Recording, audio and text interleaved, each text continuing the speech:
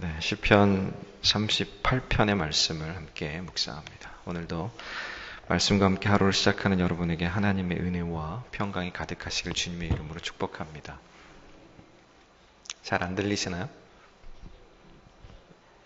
잘 안 들려요? 잘 들려요?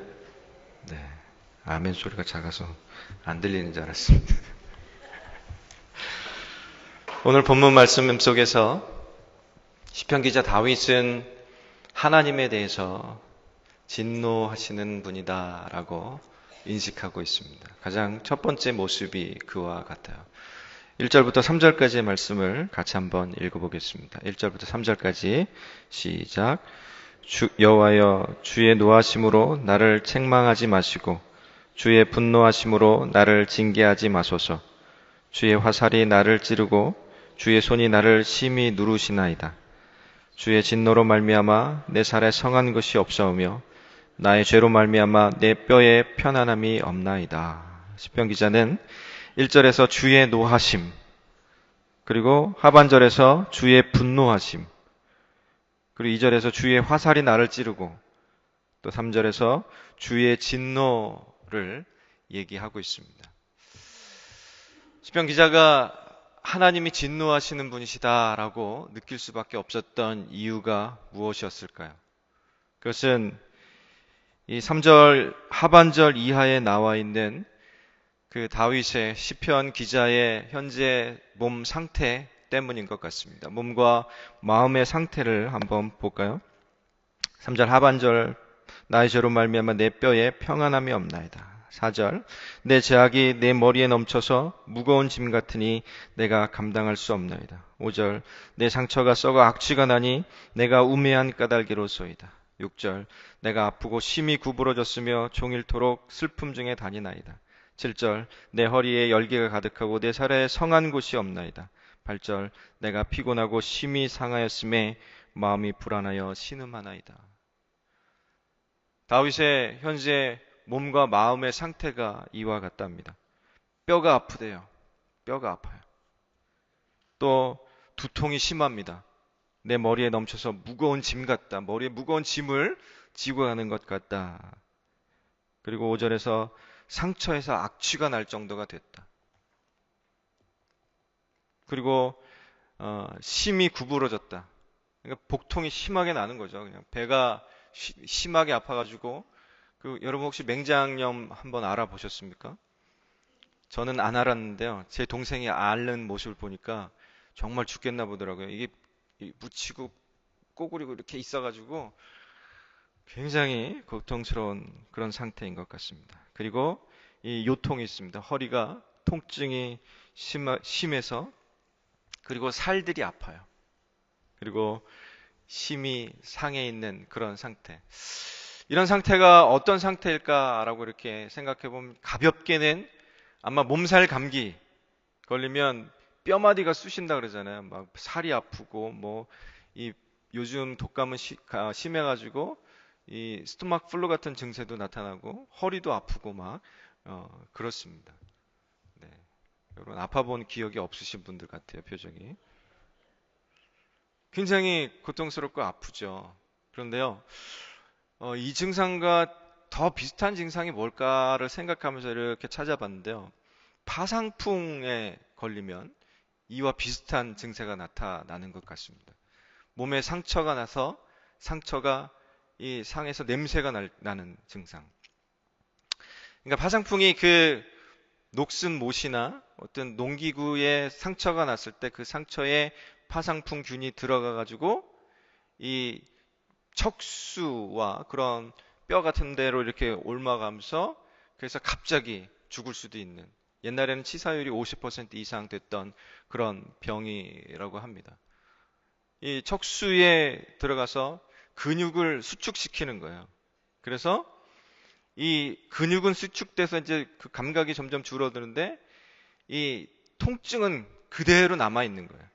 예? 통증 감각은 그대로 남아 있어가지고 이 배의 근육이 수축되고 또 뒤에 허리 근육도 수축이 됩니다. 그런데 특징이 이 배 근육보다 허리 근육이 더 수축이 돼가지고 이 구부러지는데 앞으로 구부러지는 것이 아니라 뒤로 이렇게 구부러진다. 굉장히 고통스럽게 있다가 회복돼도 몇 달이 걸려서 회복되고 그 고통 당하다가 결국은 죽는 사람들도 참 많이 있었다라고 합니다. 굉장히 그 병 주의해야 되죠. 그런데 이 시편 기자가 이러한 병을 앓고 있는 이유, 마치 하나님이 진노하셔서 자기를 짓누르고 있는 것과 같다라고 생각할 수밖에 없었던 그 이유를 찾았습니다. 그것은 3절 하반절에 나오고 있는 것처럼 나의 죄로 말미암아 내 뼈에 평안함이 없나이다. 무엇 때문에요? 나의 죄로 말미암아서. 4절에서는 내 죄와 내 죄악 때문에 내게 이러한 아픔과 고통이 있다라고 그렇게 얘기합니다. 그것이 하나님께서 자기에게 보여주고 있는 진노 아닌가라고 그렇게 생각하기도 하는 겁니다. 그래서 시편 기자가 하나님께 기도하는 거죠. 하나님, 노하셔서 첫 번째는 나를 책망하지 말았으면 좋겠습니다. 두 번째는 분노로 나를 징계하지 말았으면 좋겠습니다. 하나님께서 나를 징계하고 나를 책망하니까 2절에서처럼 화살로 나를 찌르는 것 같이 고통스럽습니다. 하나님의 손이 나를 누르고 있는 것과 같이 고통스럽습니다. 3절에처럼 주의 진노로 말미암아 내 살에 성한 곳이 없게 된 것 같습니다. 라고 하나님께 기도하고 있는 거죠. 이스라엘 백성들에게 있어서 삶의 기반을 이루는 두 가지 요소가 있는데요. 첫 번째는 하나님과의 관계입니다. 두 번째는 사람과의 관계예요. 오늘 본문 시편 38편에서 이 다윗이 고통당하고 있는 것 세 가지를 얘기하고 있는데 하나는 질병이고 두 번째는 이 배신당하는 것. 그리고 세 번째는 대적이 그 시편 기자 앞에 있다라고 얘기합니다. 그것을 인해서 하나님께서 자기에게 진노를 보이고 있는 것 같이 하나님과의 관계가 이렇게 망가지고 있는 건 아닌가 걱정하고 있는 거고요. 그리고 그 고통과 함께 사람들과의 관계가 자기가 끊어지고 그 관계가 망가져 있는 것 아닌가라고 걱정하면서 하나님 앞에 기도하고 있는 겁니다.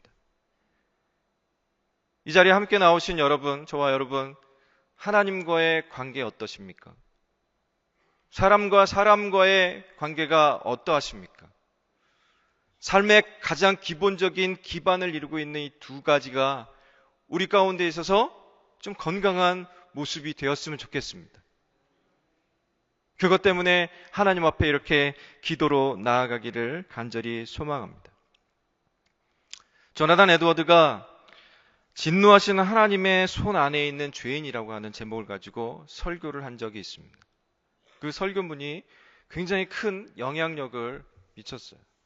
거기에서 죄인의 현재 상태, 악인들의 현재 상태에 대해서 얘기를 하는데 그 상태는 마치 미끄러지는 곳 위에 서 있는 것과 같다.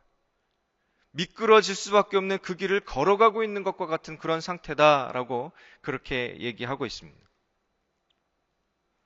그러한 상태에 머물러 있는 죄인과 악인들은 언제 어느 순간에 미끄러져서 넘어질지 모르는 거죠. 남이 밀지 않아도 스스로 넘어질 수밖에 없는 그런 상태입니다.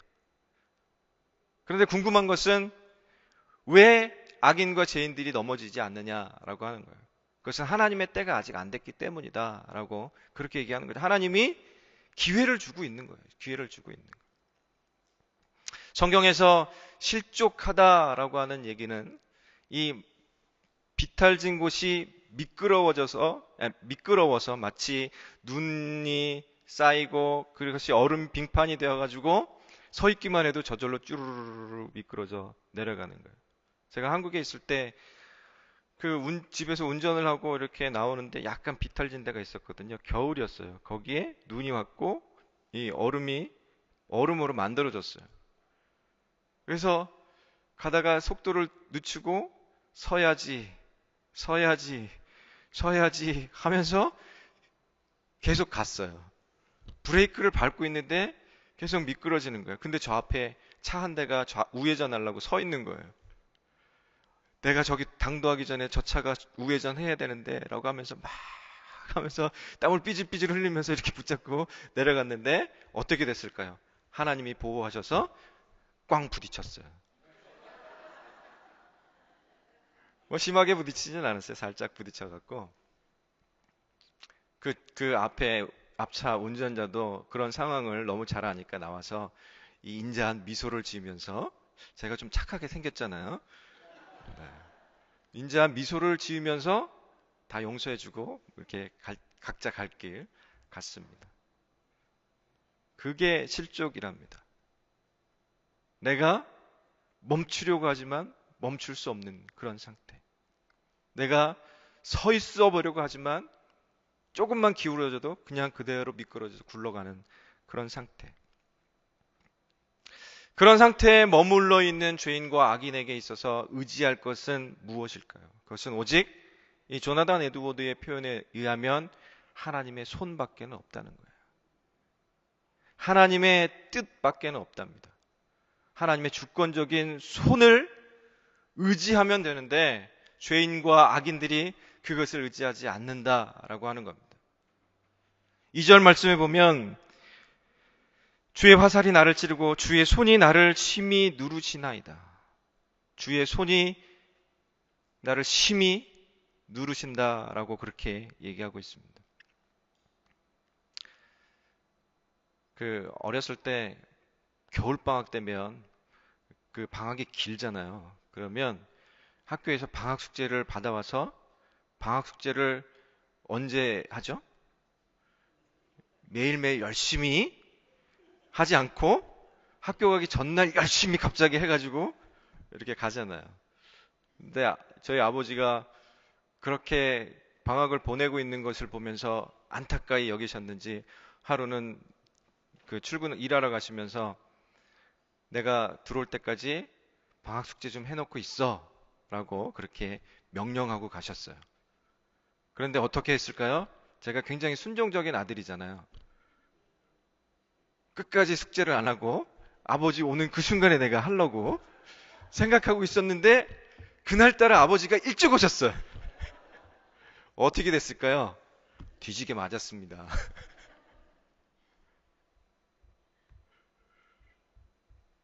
저희 아들을 키우다 보면 아들이 늘 사랑스럽고 이뻐요. 근데 아빠가 뭘 싫어하는지 얘도 알아. 근데 제가 없는 사이에 제가 싫어하는 일을 한 거야. 그러니까 제가 집 안에 딱 방문을 열고 들어가는 순간 얘가 벌써 이렇게 기죽어 있어. 그래서 자기가 잘못한 게 막 생각이 나는 거야. 그래서 나는 모르니까 아들 이쁘다고 이리 와 이렇게 머리 이렇게 쓰다듬어 주려고 그러는데 얘가 어떻게 하냐면 눈을 징그니까 이렇게 피하는 거예요. 지가 잘못한 것 때문에 막 때리는 줄 알고. 아빠 어떻게 알았을까? 때리는 줄 알고. 시편 기자의 2절에서 보여주고 있는 태도가 그거 아닐까라고 생각해 봤습니다.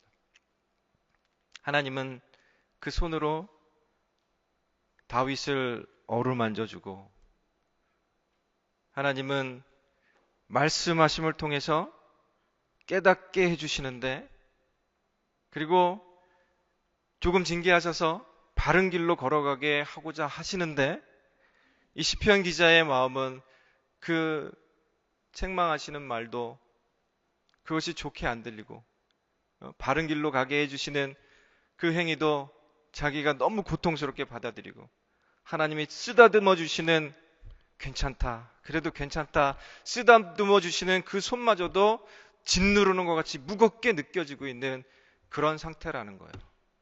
왜? 무엇 때문에? 죄 때문에.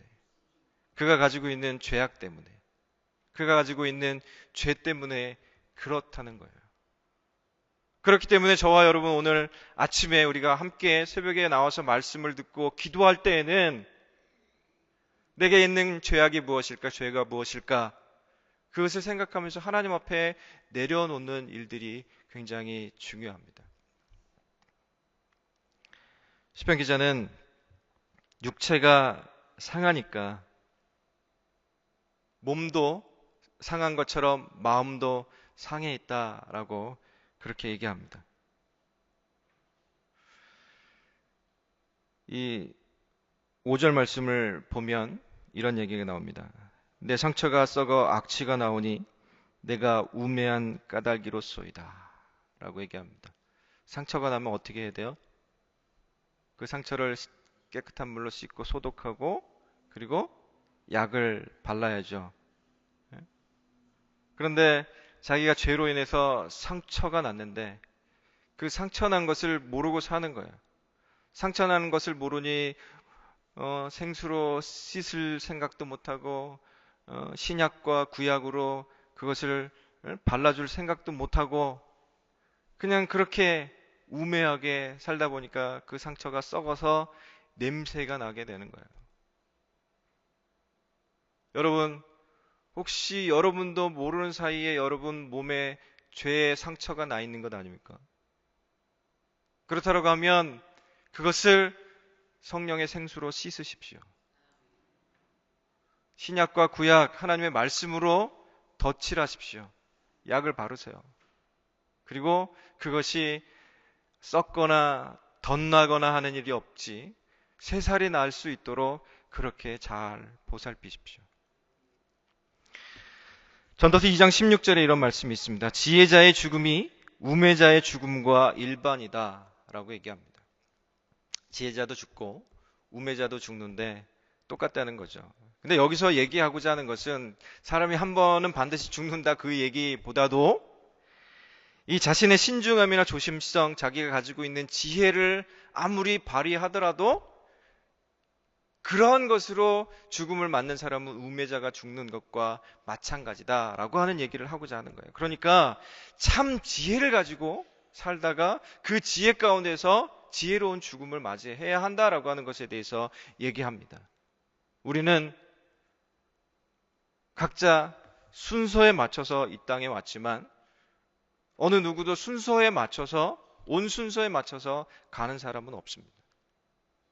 그렇기 때문에 성경이 얘기하고 있는 것처럼 누구나 한 번은 죽게 되어 있는 이 삶 가운데서 어떻게 지혜로운 죽음을 맞이할 것인가에 대해서도 함께 생각해야 하는 줄로 믿습니다. 참 지혜를 가지고 사는 것, 자기가 가지고 있는 신중함이나 자기가 가지고 있는 어떤 자기만의 지혜 가지고는 안 된다라고 하는 거예요.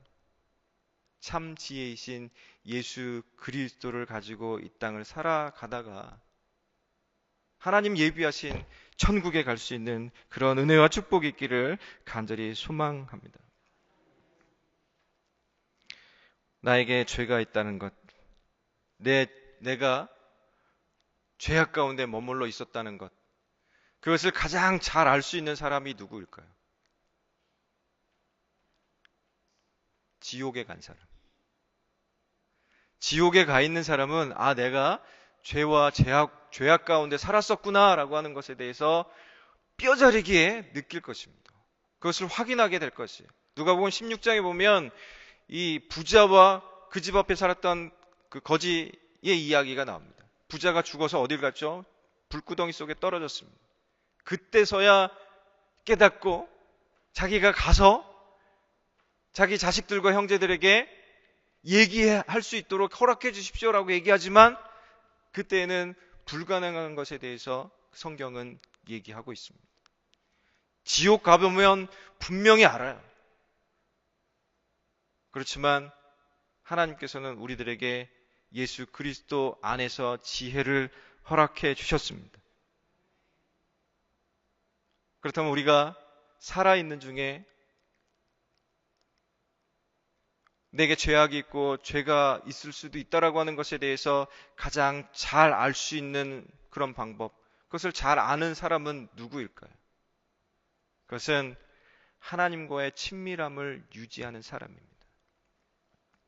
하나님과 친구처럼 친밀함을 유지하는 사람이 죄가 있구나, 죄악의 흔적이 있구나, 죄악의 냄새가 나는구나 라고 하는 것을 알고 그것을 씻어내고 그 상처를 하나님의 말씀으로 덮어 회복되어지는 과정으로 나아갈 수 있게 된다라고 하는 겁니다. 사실 우리가 이 몸에 질병이 생기면요, 몸이 아프면 마음도 힘들어져요. 그 8절에서 얘기하는 것처럼 내가 피곤하고 심히 상하였음에 내 마음이 불안하여 신은 많아이다 라고 하는 그런 현상들이 계속해서 나타날 수밖에 없다라고 하는 거죠. 몸에 질병이 생기면 좀 지나면 마음의 병도 생기고요. 마음의 병이 생기면 사람이 떠나가는 것 같아요. 사람들이 찾아와가지고 이 사랑으로 뭔가 한마디 해주면 그것이 상처가 되어서 여기 팍팍 박힙니다. 오해를 해요. 왜곡되이 그것을 받아들여서 미움으로 반응을 합니다. 아무것도 아닌 일을 커다란 문제로 만들어서 더 큰 문제를 야기하기도 하는 것이 그런 상태입니다. 그런 때일수록 더욱 하나님 앞에 겸손히 머리 숙여야 됩니다. 그리고 그 겸손함 가운데서 하나님이 만져주시는 것, 쓰다듬어 주시는 것, 알려주시는 것, 그리고 바른 길 가게 하시는 그것들에 대해서 귀 기울여 듣고 힘을 내어서 일어나 순종하여 가는 그러한 일들이 필요하다라고 하는 겁니다. 시편 기자 다윗은 1절과 2절과 3절에서 노하시고 진노하시는, 분내시는, 화살을 쏘시는 것 같은 그런 하나님으로 인식했지만 자기 죄악을 깨닫고 그 죄악 때문에 자기 현재 몸과 마음의 상태가 이러하다는 것을 알았을 때 9절에서 하나님께 이렇게 고백합니다. 9절 말씀 같이 읽을까요? 9절 시작. 주여 나의 모든 손이 주 앞에 있사오며 나의 탄식이 주 앞에 감추이지 아니하나이다. 아멘. 나의 모든 소원이 어디 있다고요? 주 앞에 있다. 그리고 무엇이 감추이지 못한다고요? 탄식이 감추이지 못한다. 여러분, 하나님 앞에 소원이 있습니까? 그렇다면 하나님 앞에서의 이 친밀함을 회복하십시오. 하나님 앞에서의 친밀함을 회복해야만 합니다. 여러분, 기도하려고 머리 숙였는데 기도가 술술술술 될 때가 있고, 머리는 숙였는데 기도가 안 나올 때도 있고, 그렇습니까? 저만 그런가요? 기도하려고 머리 숙였는데 기도가 안 나올 때도 있죠? 네, 감사합니다. 기도하려고 했는데 머리를 숙였는데 기도가 안 나오는 것은 하나님이 느껴지지 않기 때문에 그렇습니다. 하나님과의 친밀함이 깨져 있는 상태이기 때문에 그렇습니다. 하나님과의 친밀함을 회복하기 위해서 힘쓰고 애써야만 합니다. 시편 기자처럼 소원이 있습니다. 그런데 그 소원이 안 나오는 거야. 그때 탄식이라도 해야 되는 거야. 어떻게 해요? 주여, 주여, 주여. 탄식이라도 해야 되는 거예요. 주님 앞에 나와서 주여 라고 하는 그 한마디만 들어도 하나님은 여러분의 현재 상태와 마음을, 여러분의 소원을 알까요, 모를까요? 아셔요.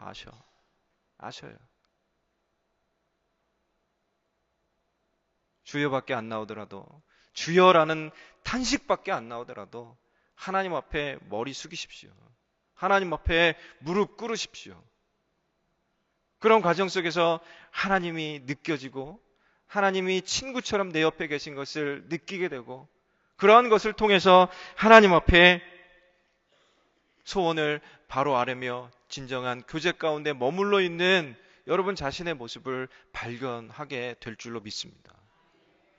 우리 가운데는 죄악도 있고요. 그 죄악 때문에 오는 이런 질고도 있고 질병도 있고 고통도 있고 어려움도 있고 배신도 있고 어쩌면 대적들이 핍박하는 그런 일들도 나타날지 모릅니다. 없으면 좋겠지만 그런 것이 나타날지도 몰라요. 그럼에도 불구하고 그때라도 하나님 앞에 하나님의 손을 의지하십시오. 하나님의 손이 나를 덮어주시기를. 이사야서 53장에서 그가 찔림은 우리의 허물을 인하며 그가 상함은 우리의 죄악을 인하며 그가 징계를 받음으로 우리가 평화를 누리고 그가 채찍이 맞음으로 우리가 나음을 받았도다. 우리는 다 양같아서 그릇 행하여 각기 제 길로 갔거늘 여호와께서는 우리 무리의 죄악을 그에게 담당시키셨도다. 누구에게 담당시켰습니까? 우리 주 예수 그리스도. 어디에서요? 십자가에서. 우리 주 예수 그리스도의 담당하신 그것을 인하여서 우리의 죄악이 사하여졌고 우리가 평안해졌고 우리의 질병으로부터 회복되어졌다라고 하는 것, 그것을 믿으시기 바랍니다. 그것 때문에 우리가 하나님 앞에 나아갈 수 있는 소망과 능력이 생겼습니다. 그렇기 때문에 하나님 앞에 나와서 주여라고 밖에 할 수 없는 그런 상황 속에서도 하나님이 우리를 들으실 것이다라고 하는 것, 그래서 역사가 나타나게 될 것이라는 것, 그것을 믿고 하나님 앞에 기도 생활하는 저와 여러분이 되기를 간절히 소망합니다. 시편 기자가 하나님 앞에 이렇게 소원을 가지고 탄식하지만 그럼에도 불구하고 그 안에 기도가 담겨 있습니다. 그런데요, 우리가 잘 생각해야 할 것이 있습니다. 사람의 본성, 믿는 사람이든 믿지 않는 사람이든 사람의 본성 가운데에는 기도가 담겨 있어요. 불교를 믿든 힌두교를 믿든 또 이슬람교를 믿든 하다못해 최모 씨가 갖고 있는 그 샤머니즘 같은 거, 그런 것을 갖고 있든 사람의 본성 가운데는 그 기도하는 것이 있어요.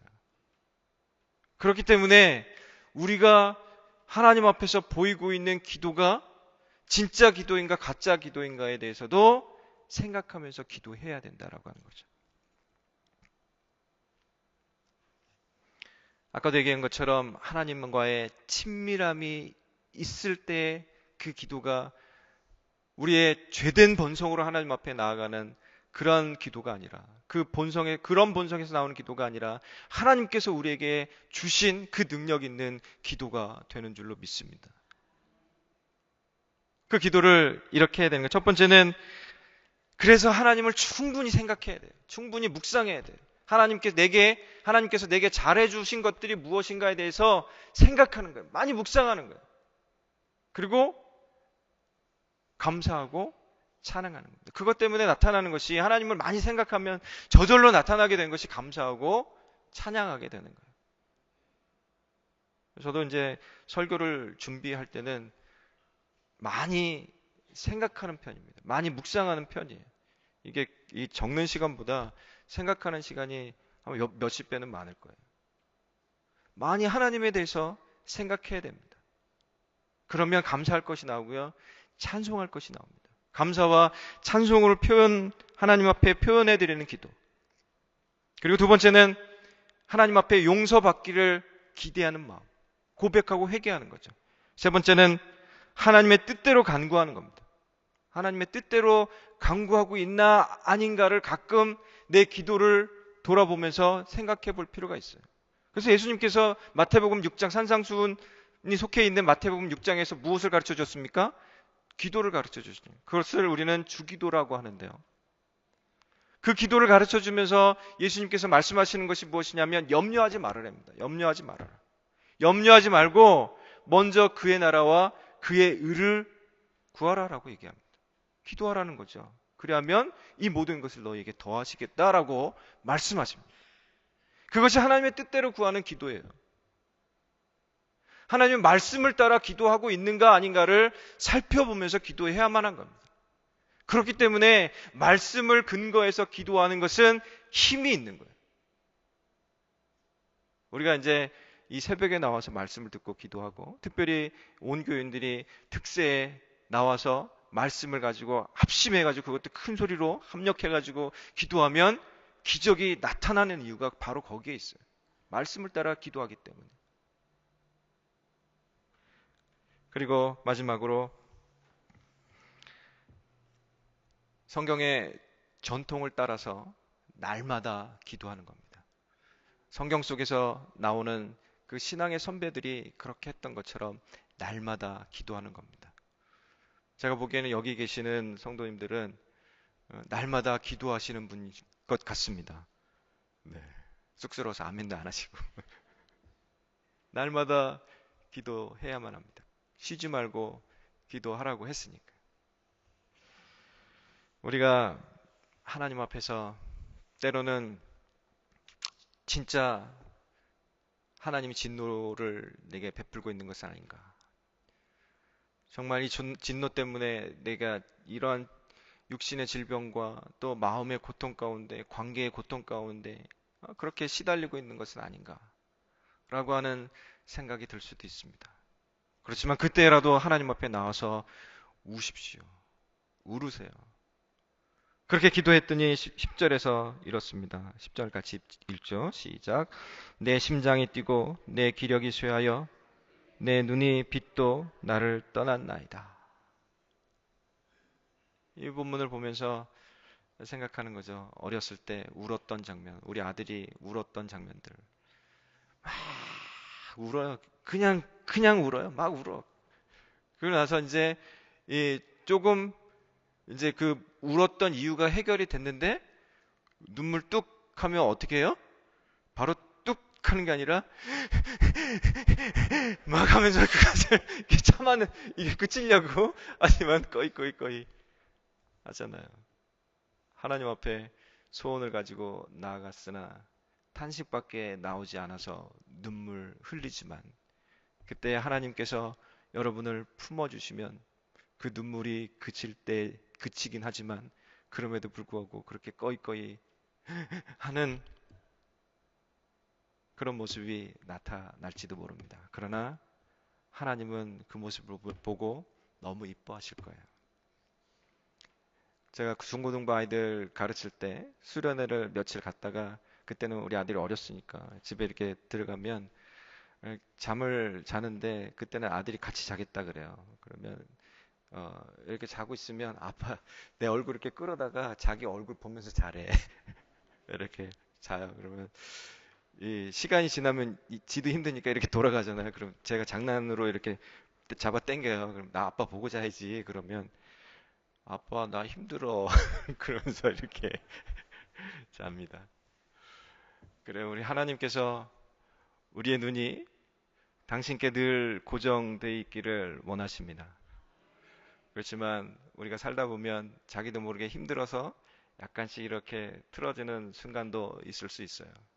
그렇지만 그때라도 하나님은 여러분을 사랑스럽게 보실까요? 믿게 보실까요? 사랑스럽게 보십니다.